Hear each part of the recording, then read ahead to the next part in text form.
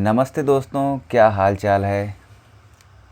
आज परसेंटेज की दूसरी क्लास है और आज हम सीखेंगे परसेंटेज में क्रमागत प्रतिशत परिवर्तन, जिसे अंग्रेजी में हम लोग कहते हैं सक्सेसिव परसेंटेज चेंज। क्या है, इसको यूज कैसे करते हैं, किस किस तरह के सवाल एग्ज़ाम में पूछे जाते हैं, उन सभी बातों पे आराम से डिस्कस करेंगे। बने रहिए पूरे वीडियो में और अंत तक आप इस टॉपिक से आने वाले हर एक सवाल को 30 सेकंड में उड़ा देंगे। इस टॉपिक से आने वाले हर एक सवाल को 30 से 40 सेकंड के अंदर हवा में उड़ा देंगे, आराम से बना देंगे। ज़्यादातर स्टूडेंट जिन्होंने भी इस टॉपिक को पढ़ रखा है उन्होंने इस पहले वाले फार्मूले को ज़रूर देखा होगा। x + y + xy/100 most famous formula है जो हर एक टीचर आपको सिखाता होगा। लेकिन मैं आज आपको इस फार्मूले से छुट्टी दिला दूंगा। और हाँ, कुछ महानुभाव, कुछ बहुत ही ज़्यादा धुरंधर टीचर ऐसे भी हैं जिन्होंने आपको तीन वेरिएबल्स के भी फार्मूले नाजायज़ तरीके से रटा रखे हैं और आपने भी बिना किसी सवाल के उन सभी फार्मूलों को रट लिया। जबकि आपको ये बात ध्यान होनी चाहिए, एग्ज़ाम के अंदर फार्मूले याद कम रहते हैं, हम फार्मूले भूल सकते हैं। हमारे पास एक ऐसा तरीका होना चाहिए जो हम कभी भूलें ना, जिससे हमारी गलती ना हो, सवाल को करने में एक्यूरेसी 100% की रहे, कभी भी सवाल गलत ना हो। तो आज मैं आपको सिखाने वाला हूँ एक ऐसा तरीका जिससे आप क्रमागत परसेंटेज, सक्सेसिव परसेंटेज चेंज के सवाल को कभी भी गलत नहीं करेंगे और 100% एक्यूरेसी रहेगी। कैसा भी सवाल आ जाए, कैसे भी परसेंटेज आए, कितना भी कैलकुलेटिव आ जाए, आप सवाल को कर लेंगे आसानी से और किसी फार्मूले को पढ़ने की आवश्यकता नहीं है। ये सारे फार्मूले सब कुछ कूड़े में आप डाल देंगे। तो चलिए बिना किसी देरी के हम अपने वीडियो को स्टार्ट करते हैं और आज की क्लास को पूरा तरीके से, अच्छे तरीके से हम कंप्लीट करते हैं। पहली बात कि इसमें किस किस तरह के सवाल पूछे जाते हैं। देखिए, किन्हीं भी 2% से किसी संख्या में वृद्धि अथवा कमी पूछ लेता है। किन्हीं भी 2% से, जैसे मान लेते हैं किसी संख्या को दे दिया और बोल दिया कि कोई संख्या को अगर हम 10% से बढ़ाते हैं और 10% से घटाते हैं तो टोटल संख्या में कितने प्रतिशत का चेंज हमें देखने को मिलेगा, ये सवाल पूछ लेता है। ठीक वैसे ही जैसे पहली बार हमने 2% दिया है, 10% के 2 दे दिया है, इस 10 के स्थान पे एग्जामिनर कोई भी परसेंटेज का नंबर दे सकता है। ठीक है, तो वैसे ही दूसरा टाइप इसी में है कि वो 3 नंबर से भी सवाल पूछ लेता है। कह देगा कि एक संख्या है जिसे 5% से, 8% से, 10% से यदि बढ़ा दिया जाए तो संख्या में नेट चेंज, टोटल चेंज कितने % का हमें देखने को मिलेगा, ये सवाल पूछा जा सकता है। अभी हाल ही में एसएससी जीडी का एग्ज़ाम हो रहा है जिसमें 4% देकर सवाल को पूछा है। उसने पूछा है कि यदि किसी संख्या को 20% से कम कर दिया जाए, फिर 10% से कम कर दिया जाए, फिर 30% कम कर दिया जाए और अंत में 60% की वृद्धि कर दी जाए तो नेट चेंज हमें कितने % का देखने को मिलेगा। इस तरह के सवाल एग्ज़ाम में पूछे गए हैं। ठीक है, इनको कैसे हल करेंगे वो अभी हम थोड़ी देर में आ रहे हैं। पहले हम ज़रा ये जान लेते हैं कि एग्ज़ाम में आपको किस किस तरह के सवाल देखने को मिल सकते हैं। पढ़ेंगे आगे अगली स्लाइड में। देखिए, अगली स्लाइड में हम ज़रा डिस्कस करेंगे कि किस किस टॉपिक में ये सक्सेसिव परसेंटेज चेंज का कॉन्सेप्ट हम अप्लाई कर सकते हैं और आंसर को आसानी से ला सकते हैं। तो परसेंटेज का जो टॉपिक है, इसे हम कौन कौन से टाइप के सवालों में अप्लाई कर सकते हैं तो वो हम जानेंगे। जैसे बेसिक सवाल, अभी जो पिछली स्लाइड में हमने आपको दिखाया कि 2% चेंज के साथ वृद्धि या कमी पूछ लिया जाए, 3% के साथ वृद्धि या कमी पूछ ली जाए, 4% के साथ वृद्धि या कमी पूछ ली जाए, तो ये सारा जो टाइप है ये हमारा बेसिक टाइप के अंतर्गत आता है। समझ गए बात को। बेसिक टाइप के अंतर्गत हमारे पास आते हैं कि जब हम 2% ले लें या फिर 3% के नंबर ले लें या फिर 4% के नंबर ले लें, इससे ज़्यादा भी पूछ सकता है, पर अभी तक किसी परीक्षा में इस 4 से ज़्यादा नहीं पूछा गया। अभी हाल ही में SSC GD में पूछ रहा है और इसे हमें जल्दी करना आना चाहिए। नेक्स्ट, क्षेत्रफल अथवा आयतन में, क्षेत्रफल और अथवा आयतन। जैसे क्षेत्रफल की बात करें तो जितने भी हमारे 2D फिगर्स हैं, जैसे कि वृत्त हो गया, जैसे कि हमारा वृत्त हो गया, आयत हो गया, वर्ग हो गया, त्रिभुज हो गया, जो भी 2D के चित्र हैं, 2D के फिगर हैं, उन सभी का क्षेत्रफल होता है। और क्षेत्रफल में परसेंटेज की वृद्धि या कमी किस तरीके से पूछता है, अभी थोड़ी देर में हम सारे तरीकों को सवाल के जरिए डिस्कस करेंगे। ठीक है, बस आप पूरी सहनशीलता के साथ में, पेशेंस के साथ में वीडियो को आराम से देखते रहिए। इस वीडियो के अंत में आप देखिएगा कि कैसे आपको ये टॉपिक एकदम आसानी के साथ में आपके दिमाग में मैं छाप के रख दूंगा और ज़िंदगी में कभी आप गलत नहीं कर सकते। किसी को आप पढ़ाना हो तो आप पढ़ा सकते हैं, इस तरीके से मेरा पढ़ाने का ढंग है और मैं इस तरीके से आपको सिखा दूंगा। आयतन की अगर बात करें तो आयतन कौन कौन से होते हैं, किन किन चीज़ों के आयतन की बात कर रहा है। जैसे बेलन हो गया, शंकु हो गया, गोला हो गया, वैसे ही बात करें तो अर्धगोला हो गया। ठीक है, अर्धगोला। वो सारे 3D फिगर, जितने भी हमारे 3D फिगर हैं, उन सब के भुजाओं में प्रतिशत में चेंज को देकर सवाल पूछ लेता है। अगर हम तीसरे टाइप की बात करें तो मूल्य, मात्रा और व्यय में पूछ लेता है। जैसे मान लेते हैं कि चावल है और चावल में जो रेट है चावल का और इसकी जो खपत है, मात्रा है, सवाल ऐसे पूछ लेता है कि रेट को अगर 10% से वृद्धि कर दी जाए और मात्रा को 10% से कम कर दिया जाए तो चावल की जो खपत है, जो चावल का व्यय है, कह सकते हैं व्यय को ही हम खपत भी कहते हैं, तो खपत में कितने % की वृद्धि या कमी हमें देखने को मिलेगी, वो सारी चीज़ें इसमें आ जाती हैं। अब ये सारे के सारे जितने भी सवाल हैं, इन सभी सवालों के लिए मैं आपको सिर्फ एक कॉन्सेप्ट देना चाहता हूँ। वो कॉन्सेप्ट बताने से पहले मैं आप सभी से अनुरोध करूँगा, निवेदन करूँगा, यदि आप में से कोई भी स्टूडेंट ऐसा है जो ये वीडियो पहली बार देख रहा है, तो मैं उससे निवेदन करूँगा कि इस वीडियो को इसी समय, इसी वक्त पुश कर दीजिए। और इसी चैनल पर मैंने इसके पिछला वीडियो परसेंटेज की क्लास 1 डाल रखी है, आप सबसे पहले उसको देख लीजिए, उसके बाद इस कॉन्सेप्ट को देखिएगा, आपको बेहतरीन अच्छे ढंग से समझ में आ जाएगा। बाकी जिन लोगों ने पिछली क्लास को मेरी देख रखी है, वो लोग अब इस क्लास को कंटिन्यू कर सकते हैं। तो चलिए बढ़ते हैं, हम लोग हमारे कॉन्सेप्ट के बारे में जानते हैं। कॉन्सेप्ट हमारा क्या है और किस तरीके से हम इसको इस्तेमाल में लाते हैं। हमने पिछली क्लास में AB कॉन्सेप्ट को पढ़ा था। इसका क्या मतलब होता है, इसके हमने AB कॉन्सेप्ट को पढ़ा, इसके हमने 3 नियम पढ़े थे, 3 रूल्स।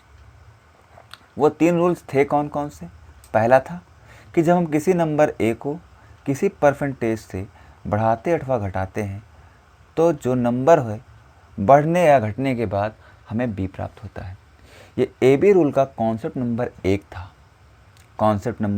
1 था। हमें बस इसी का इस्तेमाल करना है, बाकी किसी चीज़ का इस्तेमाल नहीं करना है और सारे के सारे सवाल चुटकियों में हो जाएंगे। ठीक है, तो चलिए अब हम बढ़ते हैं अपने सवाल की ओर। कह रहा कि किन्हीं 2% से किसी संख्या को बढ़ाया जाए। जैसे हमने मान लिया कि यदि किसी संख्या को 10% से बढ़ा दिया जाए और 10% से कम कर दिया जाए तो नेट चेंज कितने % का आएगा। इसे हम कैसे लगाएंगे, क्या तरीका रहेगा, तो चलिए आइए देखते हैं। सबसे पहली बात, हम मान लेंगे कि शुरुआत में हमारा नेट कितना है, 100% है। नेट कितना है 100% है। सवाल ने कहा है कि 10% चेंज होता है, हम पहले 10% का इसमें वृद्धि कर देंगे। अगर हम 100 में 10% की वृद्धि करेंगे तो 100 का 10% 10 ही आएगा, और जब हम 100 का 10% 10 में बढ़ा देंगे 10 आएगा। अगर हम 100 में 10 जोड़ देंगे तो संख्या हमारी हो जाएगी 110। फिर से इसने कहा है कि दोबारा आप 10% की कमी कर दीजिए। तो हमने कहा ठीक है, हम 10% की कमी कर देते हैं, लेकिन इस बार किस नंबर में हम 10% की कमी करें? तो इस बार हमें 100 में ना करके हमें 110 में कमी करनी होगी, 110 में कमी करनी होगी। अगर हम बात करें 110 का 10%, तो 110 का 10% 11 होगा, और जब हम 110 से 11 घटा देंगे तो संख्या हमारी कितनी बचेगी? 99 बचेगी। शुरुआत में हमारे पास कितना था? शुरुआत में संख्या हमारी कितनी थी? तो शुरुआत में हमारी संख्या 100 थी, और अभी हमारे पास हमारी संख्या कितनी रह गई है? अभी हमारे पास हमारी संख्या 99 रह गई है। तो कितने का परिवर्तन आ गया? 1 का परिवर्तन आया। अगर हम परसेंटेज में पूछे कितने परसेंट का परिवर्तन आया है, तो जब भी यहाँ बेस में 100 रहेगा तो आप सीधा सा परसेंटेज लगा दीजिए। यही इस सवाल का उत्तर हो जाएगा कि 1% की क्या आ गई है? कमी आ गई है। आपको दिख रहा होगा कि 1% की क्या आ गई? कमी आ गई। ठीक है, अब थोड़ा सा कुछ और नंबर पे इस चीज़ को समझते हैं। जैसे मान लेते हैं हमने एक संख्या दे दी कि यदि किसी संख्या को 5% से बढ़ा दिया जाए और संख्या को 10% से कम कर दिया जाए, तो नेट चेंज कितने परसेंट का होगा? नेट चेंज कितने परसेंट का होगा? हमने कहा शुरुआत में हमें मानना है 100, हमने 100 मान लिया। फिर हमें 5% से बढ़ाना है, हमने कहा ठीक है, हमने 5% से बढ़ा दिया। यदि हम 100 को 5% से बढ़ाएंगे तो संख्या हमारी हो जाएगी 105। फिर से हमें 10% से कह रहा कम कर दीजिए। तो अगर हमें संख्या को 10% से कम करना है तो हम इसी संख्या 105 का 10% निकाल लेंगे। 105 का 10% कितना होगा? तो 10.5 होगा। याद करो, हमने पिछली क्लास में बताया था कि 10% के लिए हमें संख्या में दाईं ओर से एक अंक के बाद दशमलव लगाना होता है। और अगर हम 105 में से 10.5 निकाल देंगे तो हमारी संख्या कितनी बचेगी? अगर हम सीधा सीधा 10 निकाल देंगे तो हमारी संख्या 95 बचेगी, और अगर हम 0.5 भी निकाल देंगे तो संख्या हमारी 94.5 बचेगी। 94.5 बचेगी। क्या ठीक है? बिल्कुल ठीक है। तो अगर शुरुआत में हमारा नंबर 100 था तो अभी प्रेजेंट में हमारा नंबर कितना हो गया? 94.5 हो गया है। कितने की कमी दिख रही है? तो आप कहेंगे सर जी 5.5 की हमें इसमें कमी देखने को मिल रही है। 5.5 की हमें कमी देखने को मिल रही है, तो इसका मतलब हमारा आंसर कितना है? 5.5% की कमी। ठीक है, बस ऐसे ही बढ़ाते रहना है, घटाते रहना है, जो भी सवाल में दिया रहे। अभी हमने 2% से कैसे बढ़ाते हैं घटाते हैं ये देख लिया। अगली स्लाइड पे चलते हैं और देखते हैं कि 3 अगर परसेंटेज दिए रहें तो कैसे हम करेंगे। जैसे पहला सवाल ने दे दिया 5% की वृद्धि कर दो, 10% की वृद्धि कर दो, और फिर 20% की कमी कर दें, तब हमारे पास नेट चेंज कितने परसेंट का आएगा। हमने तरीका सीख लिया है। तरीका क्या है? सबसे पहले हमें कितना मानना है? पहले हमें 100 मानना है। हमने कहा 100 शुरुआत में था। एक बात का ध्यान रखना, हमेशा जिस सीरियल में सवाल में परसेंटेज दिए रहें, ज़रूरी नहीं होता कि हम उसी सीरियल में परसेंटेज को कम या ज़्यादा करें। जो भी परसेंटेज हमें ज़्यादा अच्छा लगेगा, जो हमारे लिए ज़्यादा कठिन लगेगा, हम सबसे पहले उस परसेंटेज से बढ़ाएंगे अथवा घटाएंगे। जैसे कि अगर हम चाहें तो हमने कहा सबसे पहले हम 20% से संख्या को कम कर लेते हैं। अगर हम 100 को 20% से कम कर लेंगे तो संख्या हमारी 80 हो जाएगी। फिर इसके बाद हमारे विचार में आया कि क्यों ना हम सबसे पहले इसके बाद 5% से बढ़ा लें संख्या को। तो हमने ये बात कही कि आपको 5% निकालना होगा किसका, आपको 5% निकालना होगा 80 का। हमने कहा कि अगर 80 का 10% पता करना चाहें तो कितना होगा, तो आपने कहा गुरुजी 10% 8 होगा। हमने कहा हमें 10 नहीं, हमें चाहिए 5%। तो आपने ये बात कही कि अगर आपने 10 को आधा कर दिया है तो हम 8 को भी आधा कर देंगे और 5% का मान आ जाएगा 4। हमें 4 क्या करना होगा, पर 5% से बढ़ाना है, इसलिए हम 4 को 80 में जोड़ देंगे और संख्या हमारी आ जाएगी 84। इसके बाद आगे हमारा एक नंबर अभी बच चुका है 10%। हमने कहा चलिए 10% से भी बढ़ा देते हैं। तो 84 का 10% अगर हम निकालना चाहें तो कितना होगा, फिर से याद करिए, हमने कहा था दाएं अंक से एक अंक के बाद दशमलव लगा देना और हमारे पास 10% की वैल्यू आ जाएगी। तो 10% की वैल्यू कितनी हो गई, 8.4 हो गया। और इसे अगर हम जोड़ दें 84 में तो आ जाएगा 4, इधर 0.84 12 हासिल 1 और 8 1 9। कितना आ गया हमारे पास, 92.4 आ चुका है। शुरुआत में हमारा नंबर कितना था, 100 था, अभी कितना हो गया, 92.4 हो गया है। 100 से कम हो गया है, कितना कम हो गया है, तो आपको दिखेगा कि 7.6 की कमी आ गई। 7.6 की कमी आई। बेस यहाँ पर 100 था, इसलिए हम परसेंट सीधा लगा सकते हैं। तो हमारा आंसर हो जाएगा 7.6% की कमी। अब थोड़ा थोड़ा आपको समझ में आने लगा होगा, ठीक है। तो अब एक सवाल और देखते हैं 3 अंकों में। हमने कहा कि अगर हमारी संख्या 19% से बढ़ जाती है और 20% से कम हो जाती है और 25% से फिर से बढ़ जाती है, तो नेट चेंज कितने परसेंट का होगा। आप इन सवालों को फार्मूले से अगर अभी तक लगा रहे हैं तो आपको पता होगा कि इन सवालों को करने में कितना कैलकुलेशन करना आपको पड़ता है। मैं आपके उस कैलकुलेशन को एकदम आसान बना रहा हूँ इस तरीके को सिखा के। अगर आप अच्छे से सीख लेंगे तो आपको कभी भी इस तरह के सवालों में तकलीफ बिल्कुल नहीं होने वाली। तो चलिए हम इस सवाल को करते हैं। 19% से बढ़ाना है, 20% से कम करना है और 25% से फिर से बढ़ाना है। हमने अभी थोड़ी देर पहले ये बात बताई कि अगर कोई परसेंटेज निकालना हमारे लिए कठिन लगता है तो सबसे पहले हम उसी से बढ़ाएंगे अथवा घटाएंगे। हमको 20% निकालना आसान लग रहा, हमको 25% निकालना आसान लग रहा है, लेकिन हमको 19% निकालने में थोड़ा सा दिक्कत होगी। तो इसलिए हम क्या करेंगे, सबसे पहले उस 19% से ही हम संख्या को बढ़ा देंगे और जैसे ही बढ़ा देंगे संख्या हमारी हो जाएगी 119।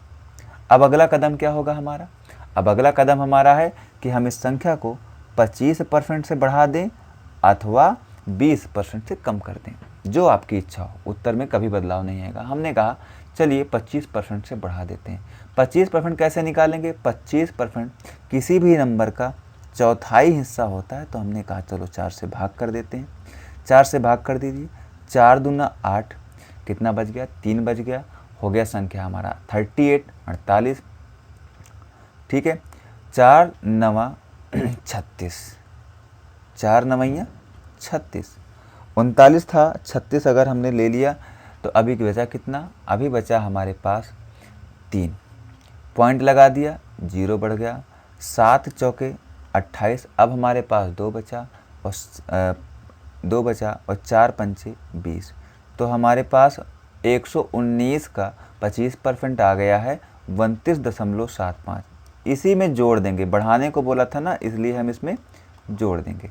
जोड़ दीजिए, 5 7 9 9 8 3 1 4 और 148.75। देखिए आप तभी ये सब चीज़ें तेज़ी से कर पाएंगे ना जब आपको परसेंटेज निकालना आता रहेगा, आसानी से निकालना आता रहेगा, जल्दी से निकालना आता रहेगा, तभी ये तरीका आपके कारगर है। अन्यथा आप अगर परसेंटेज जल्दी नहीं निकाल पा रहे हैं तब ये तरीका भी आपको करने में समय लगने वाला है, इस तरीके में भी। ठीक है, तो अब बढ़ते हैं। अब हमें 20% से संख्या को कम करना है और 20% से कम करने के लिए हम इसी नंबर का 20% निकालेंगे। 20% कैसे निकालते हैं, पहले संख्या का 10% लिखेंगे। तो संख्या का 10% 14.875 है। इंटू 2 कर देंगे तो हमारे पास 20% की वैल्यू आ जाएगी। 2 पंचे 10 हासिल आ गया, 1 7 दूना 14 1 15 हासिल आ गया, 1 8 दूना 16 16 1 17 हासिल आ गया, 1 4 दूना 8 8 1 9 और 2 2 1 2। यहाँ पॉइंट लगा दिया तो हमारे पास इसका आ गया है 20% 29.75। अगर हम 29.75 यहाँ से कम कर दें तो हमारा कितना आ जाएगा, तो हमारा नंबर आ जाएगा 0 0 पॉइंट और 18 में से अगर हम 9 निकालेंगे तो 9 बचेगा। यहाँ 13 3 आ गया, 3 में से अगर 2 निकालेंगे तो 1 बचेगा और यहाँ 1 बचा। नंबर हमारा हो गया 119। आप देख रहे हैं यहाँ पर शुरुआत में हमारा नंबर 100 था और अभी हमारा हो गया 119। तो नेट चेंज कितने परसेंट का आ गया, तो नेट चेंज आ गया 19% का आ गया। आपसे पूछा जाए कि वृद्धि हुई या कमी हुई, तो आपको सीधा सीधा और साफ साफ तरीके से दिख रहा है कि संख्या पहले 100 थी, अभी बढ़ चुकी है। तो इसलिए हम क्या करेंगे कि इसमें वृद्धि हुई है। क्या हुई है, वृद्धि हुई है। ऑप्शन में लिखा रहेगा वृद्धि या कमी। आप आराम से क्वेश्चन को मार्क कर सकते हैं। बढ़ेंगे अगले सवाल की ओर और आपको सही तरीका बिल्कुल समझ में आ गया होगा। अब एक सवाल करते हैं, 4% दिए रहें, उसमें कैसे करते हैं। जैसे सवाल में कह दिया जाए किसी संख्या को 20% से कम किया गया, फिर उसके बाद 10% से कम किया जाए और फिर उसके पास 30% से कम किया जाए और अंत में देखिए ये कमी है। यहाँ पे मैंने प्लस लगा दिया, ये कमी है, ये कमी है, ठीक है। और अंत में वो कह दे कि 60% की वृद्धि भी किया जाता है। तो नेट चेंज कितने परसेंट का आएगा, नेट चेंज कितने परसेंट का आएगा, ये हमें पता करना है। अभी हाल ही में एसएससी जीडी में ये सवाल पूछा गया है। इस टाइप के हर सेट में पेपर में आ ही रहे हैं सवाल। तो चलिए करते हैं। शुरुआत में हमने कितना माना अपनी संख्या को, 100 मान लिया। अब हमें बढ़ाते घटाते हुए चलना है। हमने सबसे पहले 30% इसमें से कम कर दिया। 30% अगर कम कर देंगे संख्या हमारी 70 हो जाएगी। फिर हमने 20% से इसको कम कर दिया। 20% जैसे निकालेंगे, 70 का 20% 14 होता है। अगर हम 14 निकाल देंगे तो संख्या कितनी हो जाएगी, संख्या हो जाएगी 56। ठीक है, इसमें फिर कितना घटाएंगे, 14 घटाएंगे। देखिए इसका 30% 30 घटाया हमने, इस 70 का 20% 14 घटाया हमने। अब इसका हमने चाहा कि चलिए 60% से इसको बढ़ा देते हैं। अब इस नंबर का अगर हमको 60% निकालना है तो 60% क्या होगा, निकालने के लिए सबसे पहले इसका हम 10% लिखेंगे, उसके बाद 6 का गुणा। 6 छंग 36 हासिल आ गए 3 और 5 छक्का 30 और 3 33। तो हमारा 60% निकल के आ गया है 33.6। इसी संख्या में जोड़ देंगे तो आ जाएगा 6 9 और 5 3 8, 89.6 आ चुका है। अब फिर से हमें इसको 10% से घटाना है और हमारा उत्तर आ जाएगा। इसका 10% होता कितना है, तो आपको दिख रहा होगा 8.96 होगा। और अगर हम इसमें से घटा दें तो हमारे पास कितना आएगा, यहाँ से 1 हासिल लेंगे, ये 10 हो जाएगा। 10 में से अगर 6 निकालोगे तो 4 हो जाएगा। यहाँ 15 बचा, 15 हो गया। और 15 में से अगर 9 निकालेंगे तो 6 आ जाएगा। यहाँ 8 में से गया तो 0 आ गया, यहाँ 8 आ गया। शुरुआत में संख्या हमारी 100 थी, अभी कितनी हो गई, 80.64 हो गई। हमने कहा कितने का चेंज यहाँ से मिल गया, तो आपको दिख रहा होगा कि यहाँ पे चेंज मिल गया है 19.36 का। वो क्या हुआ है, कमी या वृद्धि, तो आपको साफ साफ दिख रहा होगा कि कमी हो गई। यही इस सवाल का बिल्कुल करेक्ट आंसर है। आपको किसी भी बड़े से फार्मूले को रटने की आवश्यकता नहीं है। अब बढ़ते हैं अगली स्लाइड में और कुछ और चीज़ें सीखने की कोशिश करते हैं। ठीक है, क्षेत्रफल। अगर क्षेत्रफल में सवाल को पूछा जाए तो कैसे हल करेंगे, तो क्षेत्रफल और आयतन दोनों को देखते हैं। हमने कहा 2D फिगर पहले जानते हैं, 2D फिगर क्या होते हैं। ठीक है, सबसे पहले जानते हैं कि आखिर 2D फिगर क्या होते हैं। 2D फिगर के अंतर्गत आते हैं वृत्त आता है, त्रिभुज आता है। यहाँ पे आपको क्षेत्रफल का फार्मूला रटने की ज़रूरत नहीं है, ना ही किसी और प्रकार के फार्मूले रटने की ज़रूरत है। जैसा मैं आपको बता रहा हूँ बस चुपचाप आप देखते रहिए, थोड़ा सा पेशेंस के साथ में। वृत्त होता है, त्रिभुज होता है और चतुर्भुज जितने भी प्रकार के होते हैं, चाहे वो आयत हो या फिर वर्ग हो, है ना। ज़्यादातर जिनसे सवाल पूछता है सिर्फ उसी पे हम डिस्कस करते हैं। अब बात करते हैं वृत्त की। वृत्त क्या होता है, वृत्त में त्रिज्या होती है। सवाल में आपको देखने को मिलेगा त्रिज्या देखने को मिलेगी। त्रिभुज में क्या देखने को मिलेगा? त्रिभुज में आपको भुजा देखने को मिलेगी। भुजा कितने प्रकार की? अगर समबाहु त्रिभुज रहेगा, अगर समबाहु त्रिभुज रहेगा तो एक भुजा देखने को मिलेगी। अगर समद्विबाहु त्रिभुज रहेगा, सवाल में एक भुजा का देगा परसेंटेज। ध्यान से समझना मैं कहना क्या चाहता हूँ। मैं कहना चाहता हूँ कि अगर समबाहु त्रिभुज पर सवाल पूछेगा तो वो आपको भुजा का 1% नंबर देगा केवल, या फिर 10% से बढ़ जाती है, 12% से बढ़ जाती है। लेकिन अगर समद्विबाहु त्रिभुज है तो उसमें आपको एग्जामिनर 2% देगा। कितने परसेंटेज देगा? 2 देगा। ठीक है, समद्विबाहु में, ठीक है ना। और अगर हम त्रिज्या की बात करें तो त्रिज्या में, वृत्त में वो 1 ही परसेंटेज देगा आपको क्वेश्चन में। क्लियर है बात? आयतन की बात करें, आयतन में 2% देना कंपलसरी है। पहला कि वो आपको लंबाई के लिए 1% दे दे, और दूसरा चौड़ाई के लिए 1% दे दे, बढ़ाने या घटाने जो भी वो कहते। ये सवाल में कह देगा आपको। वर्ग की बात करें तो वर्ग की सभी भुजा बराबर होती हैं। तो वर्ग की अगर सभी भुजाएं बराबर है तो एग्जामिनर आपको सिर्फ 1% वैल्यू देगा। 1% वैल्यू देगा।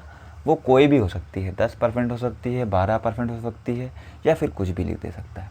ठीक है, बाकी सारा काम हम कैसे करेंगे? हम बढ़ाते रहेंगे। एक और बात आपको जान लेनी है कि जब भी क्षेत्रफल कहेगा, तो आपको सिर्फ 2 बार ही परसेंटेज से बढ़ाना है अथवा घटाना है, क्या मानकर? 100 मानकर। ठीक है, बढ़ाना है अथवा घटाना है। लेकिन बात आ गई कि अगर हम केवल वर्ग की बात करें और वृत्त की बात करें तो यहाँ पे सिर्फ 1 ही परसेंटेज है। समबाहु की बात करें तो यहाँ पे 1 ही परसेंटेज है। तो परेशान मत होइए, आगे हमने क्वेश्चन ले रखे हैं और उसके ज़रिए मैं आपको समझाता हूँ। जैसे एक सवाल हमारे पास है, यदि किसी आयत की लंबाई 25% से वृद्धि होती है और उसकी चौड़ाई 15% से कमी कर दी जाए तो उसके क्षेत्रफल में कितने % की वृद्धि अथवा कमी होगी? हमने बताया कि जब भी क्षेत्रफल में वृद्धि या कमी परसेंटेज में पूछे तो हमें 2 बार बढ़ाना है, 100 मानकर 2 बार बढ़ा देना है। हमने 100 मान लिया। इसने कहा लंबाई में 25% की वृद्धि हो गई और 15% की कमी हो गई। तो हमने एक बात कही हमें कि चाहे हम किसी भी क्रम में कर लें, चाहे तो पहले 25% से बढ़ा दें या फिर 15% से घटा दें। हमने 25% से बढ़ा दिया तो संख्या हमारी हो गई 125। फिर सवाल ने कहा कि 15% से कम कर दो, तो हमने 15% से कम कर दिया। अब 125 का 15% हमें लिखना होगा। तो कैसे कैलकुलेट करेंगे? 10% हमें दिख रहा है 12.5, और अगर हम 5% की बात करें तो होगा 6.25।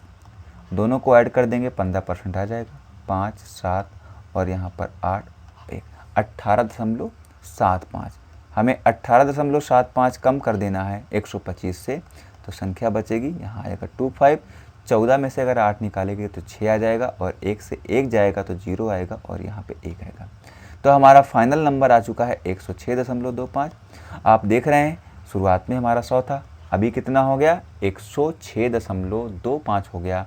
तो अगर हम आपसे पूछें कि कितने % की वृद्धि हो गई भाई इसमें, तो आप क्या बताएंगे कि 6.25% की वृद्धि हो गई, और यही इस सवाल का आंसर हो जाएगा। बात समझ में आ गई? तो चलिए बढ़ते हैं अगले सवाल की ओर। अगला सवाल हमारे सामने है, यदि किसी समबाहु त्रिभुज की भुजा में, देखिए क्या लिखा है सवाल में, समबाहु त्रिभुज लिखा हुआ है। समबाहु त्रिभुज में अभी हमने क्या बताया आपको, सिर्फ 1% देगा वो। तो क्या देखिए सवाल में दिया गया है, बिल्कुल दिया गया है, केवल 8% कह रहा है। समबाहु त्रिभुज की तीनों भुजाएं बराबर होती हैं, तीनों भुजाएं समान होती हैं, बराबर होती हैं। ठीक है ना। जैसे एक त्रिभुज है और इसकी तीनों भुजाएं बराबर हैं तो वो समबाहु त्रिभुज कहलाता है। और जब सारी तीनों भुजाएं बराबर हैं तो तीनों कोण भी बराबर होंगे, और तीनों कोण कितने डिग्री के होंगे? 60 डिग्री के होंगे। खैर अभी इसका कोई वैल्यू नहीं है, इसका कोई यूज नहीं है हमारे इस कॉन्सेप्ट में, लेकिन फिर भी मैं एक्स्ट्रा जानकारी आपको दिए दे रहा हूँ ताकि आपको कभी ज़रूरत पड़े तो आपको ये बातें याद रहें। तो हमें क्या करना है, हमें क्षेत्रफल में वृद्धि या कमी दिखाना है। तो क्षेत्रफल के लिए हमें 2 बार बढ़ाना अथवा घटाना पड़ेगा। कितने परसेंट से, 8% से बढ़ाना या घटाना पड़ेगा। सवाल ने क्या कहा है, सवाल ने कहा है वृद्धि करना है, तो हमने कहा ठीक है, हमको बढ़ाना है 8% से 2 बार। हमने संख्या मान ली अपनी 100, एक बार बढ़ाएंगे तो हो जाएगा हमारा 108, और फिर से अगर हम बढ़ाएंगे तो संख्या हमारी हो जाएगी 116.64। टोटल कितने परसेंट की वृद्धि हो गई, अगर आप देखें तो आपको दिखेगा कि 16.64% की क्या हो गई है, वृद्धि हो गई है। और यही इस सवाल का आंसर होगा, यही सवाल का क्या होगा, आंसर होगा। आप जितना ज़्यादा प्रैक्टिस करेंगे ये उतना ही ज़्यादा आसान तरीके से और तेज़ी से आपसे होने लगेगा, आप ओरली भी आंसर लगा पाएंगे। ठीक है, अगले सवाल पे आते हैं। सवाल ने कहा यदि कि एक समद्विबाहु त्रिभुज की समान भुजाओं में 15% की वृद्धि किया जाए, लेकिन असमान भुजा में कितने प्रतिशत की कमी करनी होगी जिससे क्षेत्रफल में कोई परिवर्तन ना हो। यहाँ पे मैं आपको एक बात बताना चाहता हूँ, जब भी इस तरह के सवाल आएँ और सवाल में ये कह दे, नोट करके इस चीज़ को लिख लेना कि जब भी कभी इस तरह का सवाल आए और ये कह दिया जाए कि कोई परिवर्तन नहीं होता है, फिर वो चाहे क्षेत्रफल में कहे, या किसी भी और तरीके से किसी भी चीज़ में कह दे, बस आप शब्दों पे ध्यान रखना, कह दे कोई परिवर्तन नहीं होता, अपरिवर्तित रहे। ठीक है, कोई बदलाव ना हो, यानी कोई परिवर्तन ना हो, पहले जैसा रहे।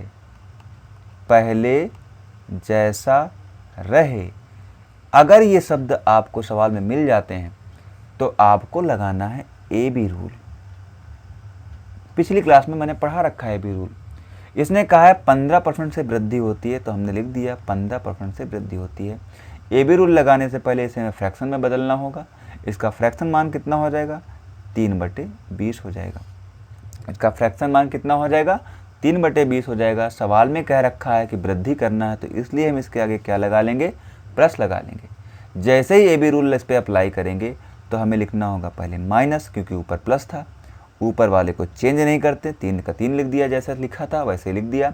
उसके बाद नीचे हमें नंबर लिखना है। नीचे के लिखने के लिए सबसे पहले हमें ऊपर जाके इसको देखना है कि प्लस था या माइनस था।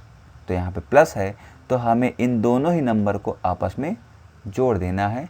जोड़ देंगे तो कितना हो जाएगा, 23 हो जाएगा। और हमें निकालना है कि कितना परसेंट में वृद्धि हुई है, तो बस हमें इस फ्रैक्शन को परसेंटेज में कन्वर्ट कर देना है। और कन्वर्ट करने के लिए फ्रैक्शन में 100 का गुणा करने पर फ्रैक्शन परसेंटेज में कन्वर्ट हो जाता है।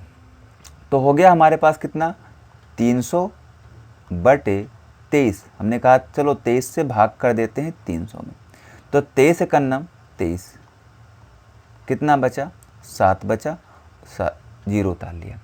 कितनी बार पढ़ा जाएगा, 23 दूना 46 होता है, और 23 तियाँ 62 होता है, 69। तो हमने कहा 3 बार लेके चलते हैं, तो 3 तिरका 9 और 3 दूना 6। अभी कितना बचा, 1 बचा, पॉइंट लगा लिया, 0 आ गया। अभी क्या जाएगा पहाड़ा, नहीं जाएगा, तो हमने फिर से 1 0 बढ़ा के 1 0 और लिखा लिया। और अब कितनी बार जाएगा, अब लगभग 3 बार जाएगा। तो आंसर हमारा कितना आ गया, 13.03% की क्या हुई है, कमी या वृद्धि। तो देखिए कमी करना पड़ रहा है, इसलिए हम क्या लिखेंगे आंसर में, कमी करना पड़ेगा। करेक्ट है, बात समझ में आ रही है। चलिए आगे बढ़ते हैं। अगला सवाल है, यदि एक वृत्त की त्रिज्या में 10% की, ध्यान से देखना, कभी भी सवाल पढ़ना तो बहुत ही इत्मीनान के साथ में और आराम से पढ़ना। जनरली क्या होता है, बच्चे गलतियां करते हैं, उन्हें समझ में नहीं आता सवाल, तो सवाल को 1 से 2 बार 3 बार 4 बार पढ़ने लगते हैं। आप जितनी बार सवाल को पढ़ेंगे आपका समय उतना ही ज़्यादा खर्च होगा और आपको टाइम लग जाएगा सवाल को करने में। इसलिए इस चीज़ की भी प्रैक्टिस करें कि कैसे एक बार पढ़कर सवाल को समझा जाए। जब हम एक बार सवाल को पढ़ के समझ जाएंगे तो इससे हमारा समय भी बचेगा और हमें सवाल पहले एक ही बार में समझ में आ जाएगा, तो हमें ये भी बात पता चल जाएगी कि ये सवाल हमसे लगने वाला है कि नहीं लगने वाला है। इसलिए इस चीज़ की प्रैक्टिस करना बहुत ही आवश्यक है कि सवाल एक बार में ही पढ़कर समझ में आ जाए। 2 बार 3 बार पढ़ के समझ में आ रहा है तो आप समझ जाइए कि आप अभी रेस से बाहर हैं। थोड़ा सा प्रैक्टिस करो और पहले तो ये काम करो इस पे। आ जाते हैं सवाल पे। सवाल कह रहा है कि एक वृत्त की त्रिज्या में 10% की कमी करने पर उसके क्षेत्रफल में कितने प्रतिशत की कमी होगी। अभी देखिए हमने बताया था कि अगर त्रिज्या रहेगा तो सवाल में सिर्फ एक ही परसेंटेज देगा, वो उसने दे दिया कितना 10%। कह क्या रहा है, कमी करना है। हमने कहा बिल्कुल ठीक है, समझ में आ गया, हमें कम करना है। क्षेत्रफल में बताना है ना चेंज, तो हमने कहा 2 बार हमें करना होगा। हमने मान लिया 100 था शुरुआत में, यदि 10% का कमी करेंगे तो इसमें से 10 घट जाएगा और 10 घटने के बाद संख्या हो जाएगी 90। फिर उसके बाद क्योंकि क्षेत्रफल है इसलिए हमें 2 बार करना होगा। अगर कमी बोला है तो दोनों बार ही कमी होगी, क्योंकि त्रिज्या है, त्रिज्या में कमी कर रहे हैं, त्रिज्या 2 होगी इसकी। ठीक है, तो यहाँ से फिर से 10% कम करेंगे तो 10% 90 का कितना आ जाएगा। इस बार 90 का निकालेंगे, 90 का 10% 9 आएगा, और अगर हम 9 घटा देंगे 90 से तो संख्या बचेंगी हमारी 21, और शुरुआत में हमारा 100 था, अभी 81 हो गया। तो कितने का चेंज हमें दिख रहा है, तो चेंज हमें 19% का दिख रहा है। हमने बोला कि बता दीजिए कमी है या वृद्धि है, तो आपको साफ साफ दिख रहा होगा कि 19% की कमी हुई है। करेक्ट है। चलिए बढ़ते हैं अगले सवाल की ओर।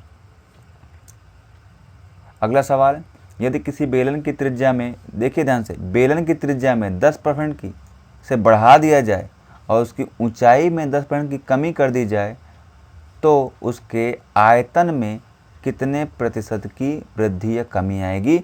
अभी थोड़ी देर पहले हमने जो कॉन्सेप्ट सीखा था वो क्षेत्रफल का था, ध्यान से समझना बेटा, वो क्षेत्रफल का था।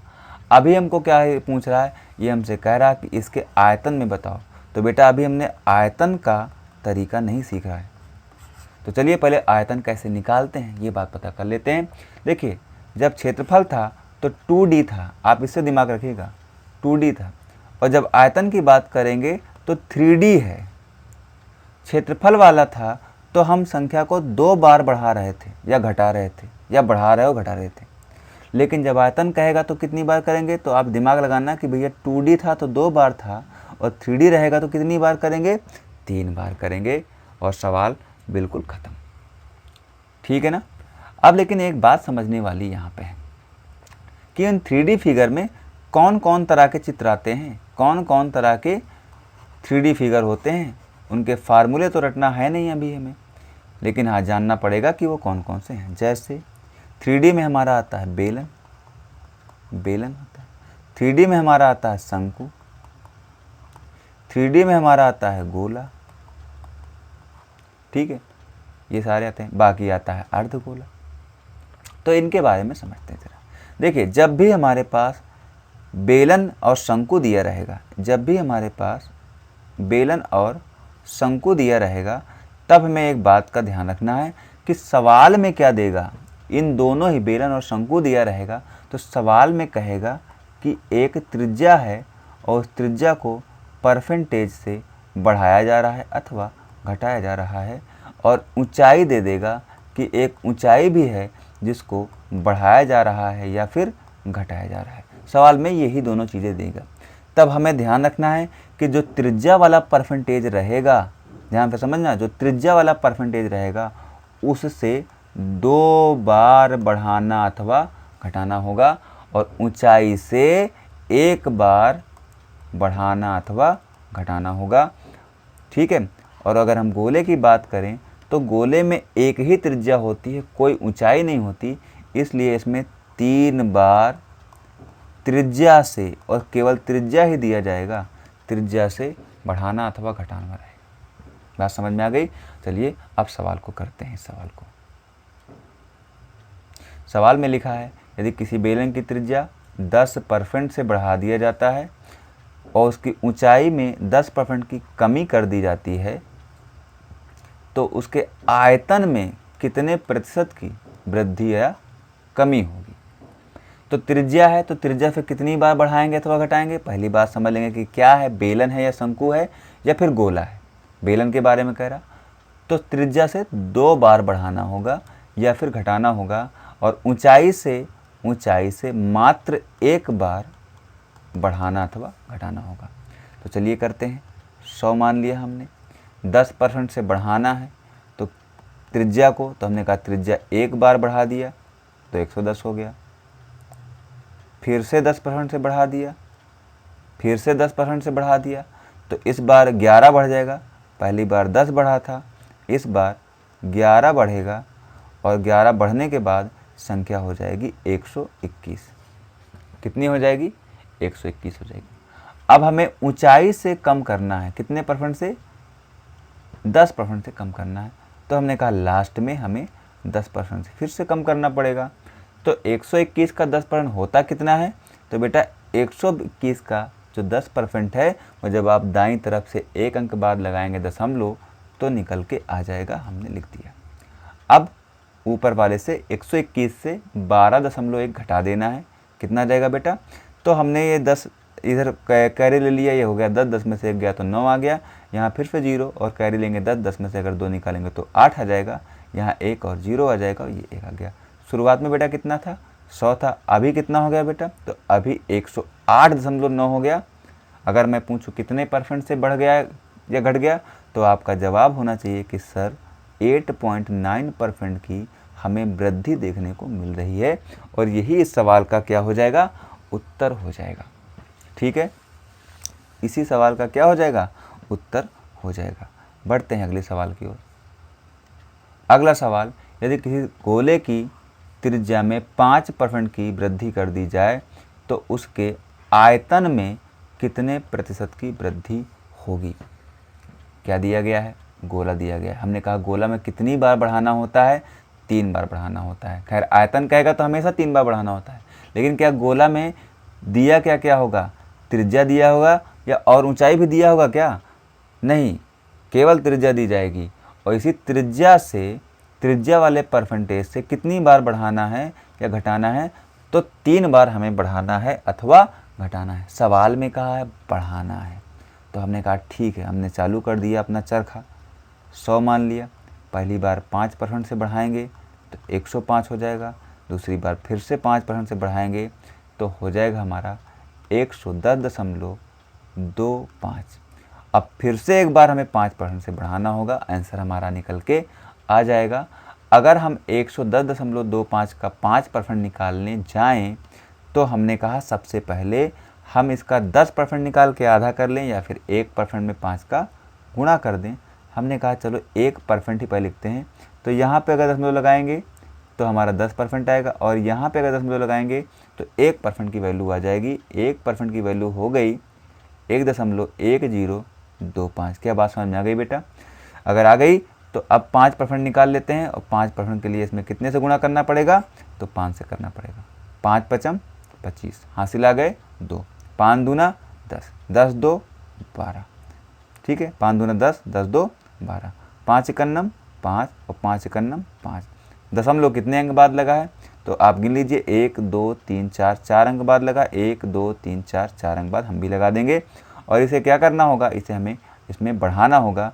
अब इसी नंबर को इसमें ऐड कर देते हैं तो 5.5125 इन्हें ऐड कर देते हैं।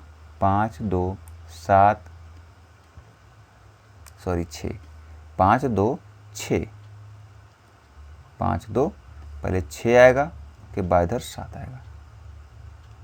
5 2 5 और 1 6, 5 2 7, 5 2 7 और यहाँ पर पॉइंट लगा लिया, 5 लिख दिया, 1 और 1। शुरुआत में नंबर 100 था, अभी कितना हो गया? अभी हो गया 115.7625। कितने परसेंट की वृद्धि हो गई? तो 15.7625% की वृद्धि हो गई है।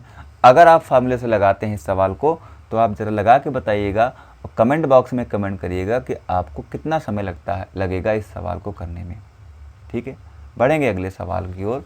अब ज़रा हम जो अगला तरीका है इस कॉन्सेप्ट को सवाल में पूछने का वो ज़रा समझ लेते हैं कि ये मूल्य, मात्रा और व्यय का क्या सीन है, कैसे ये सवाल बनता है।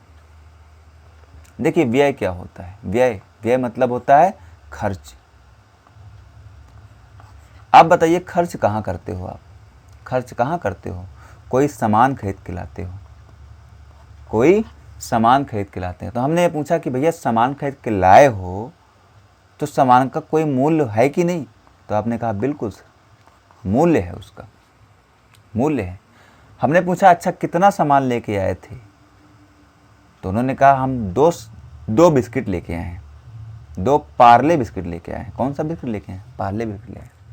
हमने कहा कितने रुपया का है एक पार्ले बिस्कुट, रेट बताओ, रेट कितने का है? तो आपने कहा 5 रुपया का है पार्ले बिस्कुट। हमने कहा अगर 5 रुपये का पार्ले बिस्कुट है, आप 2 लेके आए हो, तो कुल खर्चा कितने का हुआ है? तो आपने कहा बड़ा सिंपल है, 2 गुणे 5, 10 रुपये का खर्चा हुआ है, 10 रुपये का खर्चा हुआ है। तो यहाँ से एक बात समझ में आ गई कि जो व्यय होता है ना, वो बराबर होता है किस चीज़ के? जो हमारी मात्रा है, सामान है, जितनी मात्रा में सामान लिया है वो, और गुणे उस सामान का मूल्य। यही हमारा क्या होता है? यही हमारा व्यय बराबर होता है। इतनी बात समझ में आ गई? अगर इतनी बात समझ में आ गई है तो अब जरा समझते हैं कि आखिर इस तरह के सवाल में हम कैसे करेंगे और क्या हम तरीक़ों को फॉलो करेंगे। पहले आते हैं सवाल के पास। सवाल हमारे पास एक है। पहला सवाल हमारे पास क्या है? सोहन चाय की कीमत में 10% की वृद्धि हो जाने में अपनी खपत में कितने % की कमी कर ले जिससे उसके खर्च में कोई परिवर्तन ना हो। देखिए ये सवाल जो है ये खपत व्यय मात्रा वाला सवाल है, लेकिन अभी थोड़ी देर पहले हमने आपको बताया था कि अगर कहीं पर परिवर्तन ना हो, पहले जैसा रहे, अगर ये सब शब्द आ जाएं, तो हमें सवाल को AB रूल से कर लेना है और सेकंडों में उत्तर आ जाएगा। इन्होंने कहा है 10% की वृद्धि हो जाती है, तो हमने लिखा अगर 10% की वृद्धि होगी तो इसका फ्रैक्शन होगा 1/10, मतलब कि 1/10 से ये बढ़ जा रहा है। AB रूल लगाएंगे तो हो जाएगा हमारा कितना?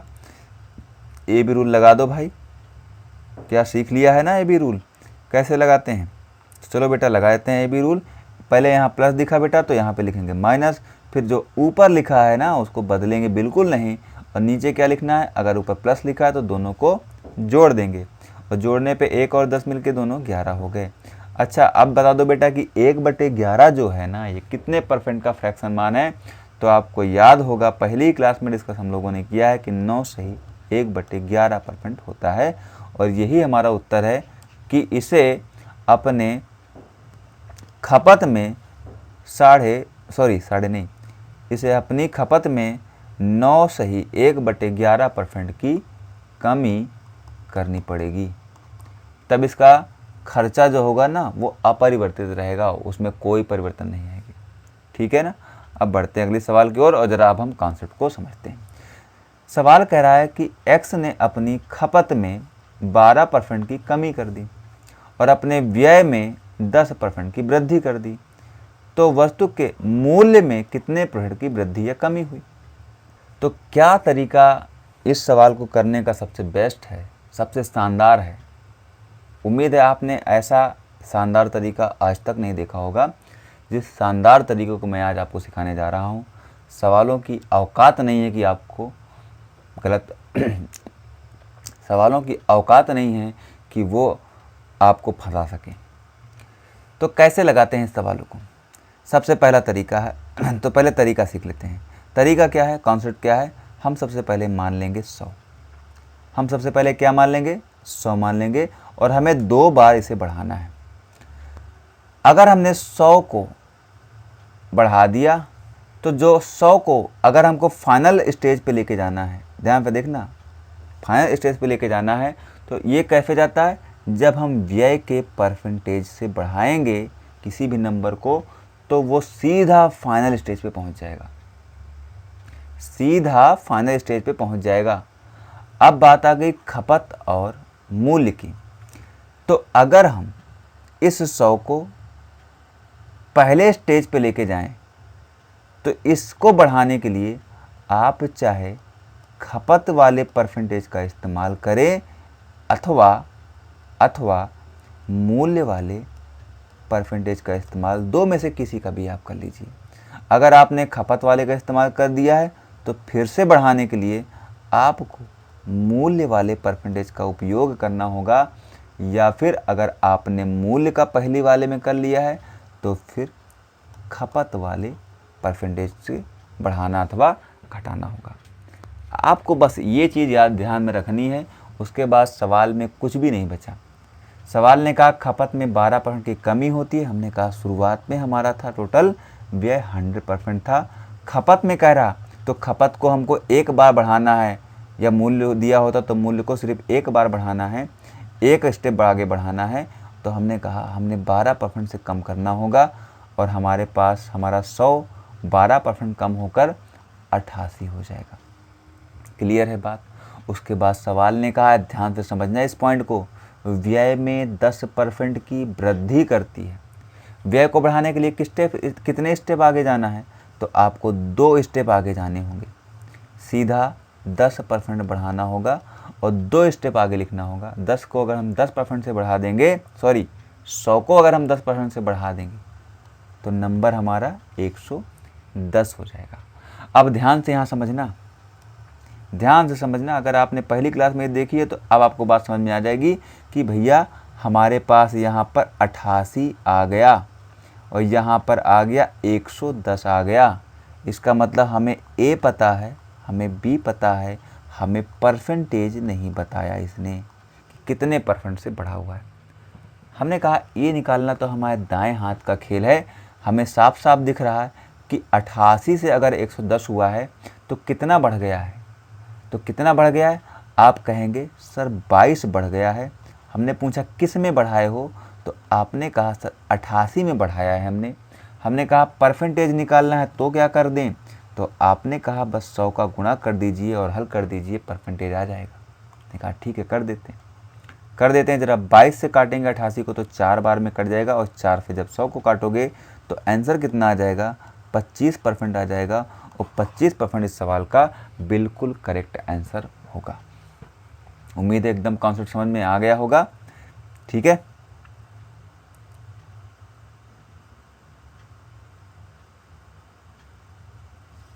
बढ़ते हैं अगले सवाल की ओर। अगला सवाल हमारे सामने है, चीनी के मूल्य में, ध्यान से समझना, मूल्य में 20% की क्या हो गई? वृद्धि हो गई है। और एक आदमी ने क्या किया? खपत को 5% की कमी कर देता है। मतलब कि मूल्य जब बढ़ा तो उसने खाना कम कर दिया, उसने कम सामान को खरीदना कर दिया। कितने परसेंट कम कर दिया? तो 5% कम कर दिया। इसने पूछा है सवाल में कि व्यय में कितने प्रतिशत की वृद्धि या कमी होगी। व्यय में पूछा है, व्यय कितने स्टेप आगे होता है? 2 स्टेप आगे होता है। हमने कहा कि सबसे पहले हमारा जो टोटल खर्चा था वो था हमारा 100। कितना था? 100 था। हमने कहा चाहे मूल्य से पहले बढ़ा दो या फिर खपत से कम कर दो। हमने कहा चलो पहले खपत से कम ही कर देते हैं। 5% से कम कर दिया, संख्या हो गई हमारी 95। फिर हमें कितने से बढ़ाना है? 20% से बढ़ाना है। किसी भी नंबर को 20% से बढ़ाने के लिए पहले उसका 20% निकाल लेंगे, फिर उसी में जोड़ देंगे। तो 9.5 हमारा 10% हुआ। इसको 2 से गुणा कर दो तो हो जाएगा 19। कितना हो जाएगा? 19 हो जाएगा। तो 19 भैया इसमें क्या कर देना है? जोड़ देना है। अगर हम 19 जोड़ दें तो कितना हो जाएगा? 19 जोड़ते ही हमारा ये हो जाएगा 9 5 14 हासिल 1, और ये 114। कितना हो गया? 114। तो फाइनल वैल्यू हमारी कितनी आ गई? 114 आ गई। शुरुआत में कितना था? 100% था। तो व्यय में कितने परसेंट की वृद्धि या कमी हो गई? सॉरी, साफ साफ आपको दिख रहा होगा कि वृद्धि हुई है। कितने की वृद्धि हुई? तो आपने कहा सर 100 था, 114 हो गया, कुल मिला के 14% की वृद्धि हो गई, और यही इस सवाल का उत्तर होगा। ठीक है ना। तो ये थे हमारे सक्सेसिव परसेंटेज चेंज के जो जितने भी सवाल थे, जितने भी तरह के सवाल पूछे जा सकते हैं, वो सारे सवाल को कैसे करते हैं आसानी के साथ। फार्मूला का इस्तेमाल हमने बिल्कुल भी नहीं किया, और सवाल की अगर आप इस तरीके की खूब सारी प्रैक्टिस करते हैं तो यकीन मानिए आप सवाल को 20 सेकंड, 30 सेकंड, और मेरे तो ऐसे भी स्टूडेंट हैं जो सवाल को 10 सेकंड में करते हैं। सवाल को, ऐसे सवालों को कितने सेकंड में करते हैं? 10 सेकंड में करते हैं। आप उन्हें बस सक्सेसिव परसेंटेज का क्वेश्चन आप दागिए, आपको वो विद इन सेकेंड आंसर दाग देंगे। ठीक है ना। तो इस तरीके से हमें पढ़ना होगा, तब आने वाले टाइम में हम कॉम्पिटिटिव एग्ज़ाम्स में, फिर वो चाहे एसएससी का हो, चाहे किसी और एग्ज़ाम का, चाहे वो बैंकिंग का हो, चाहे वो आरआरबी रेलवे का हो, हर एग्ज़ाम में कंपटीशन टफ होता ही जा रहा है। तो इसके लिए हमें बेहतरीन तरीके सीखने होंगे। वीडियो अगर अच्छा लगा हो तो अपने दोस्तों के साथ शेयर करना। लाइक और सब्सक्राइब के लिए मैं आपको बिल्कुल भी नहीं बोलूँगा, ये आपकी इच्छा पर डिपेंड करता है।